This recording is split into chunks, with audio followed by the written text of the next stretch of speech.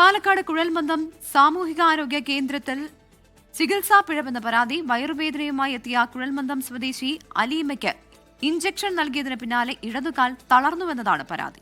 കുടുംബത്തിന്റെ പരാതിയിൽ DMO അന്വേഷണത്തിന് ശുപാർശ നൽകി. കഴിഞ്ഞ മാർച്ച് 22-നാണ് അലീമ വയറുവേദനയെ തുടർന്ന് കുഴൽമന്ദം കുടുംബാരോഗ്യ കേന്ദ്രത്തിൽ ചികിത്സ തേടിയത്. വേദന മാറ്റുന്നതിന് അലീമയുടെ കയ്യിലും ഇടുപ്പിലും ഇഞ്ചക്ഷൻ നൽകി. കാലുവേദനയുണ്ടെന്ന് അപ്പോൾ തന്നെ ഡോക്ടറെ അറിയിച്ചെങ്കിലും മാറിക്കോളും എന്നായിരുന്നു മറുപടി. ദിവസങ്ങൾക്ക് ശേഷം കാലിൽ അമിതവേദനയും നടക്കാൻ പറ്റാത്ത അവസ്ഥയുമായെന്ന് അലീമ. ഇഞ്ചക്ഷൻ വെച്ച് ഒരു 10 മിനിറ്റ് പോലും ആയിട്ടില്ല, അപ്പോഴേക്ക് കാല് നടക്കാൻ പറ്റാണ്ടായി.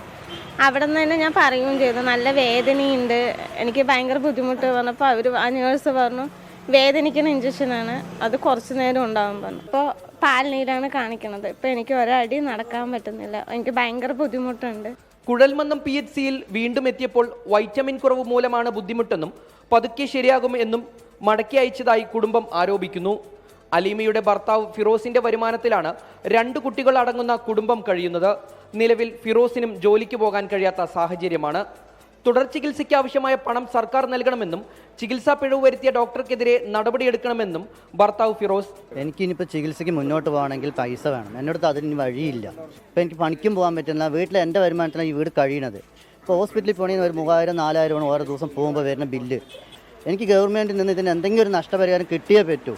കുടുംബത്തിന്റെ പരാതിയിൽ DMO വിശദ അന്വേഷണത്തിന് ശുപാർശ ചെയ്തു. ഇപ്പോൾ പ്രതികരിക്കാനില്ലെന്നാണ് ആശുപത്രി സൂപ്രണ്ടിന്റെ വിശദീകരണം. 24 പാലക്കാട്.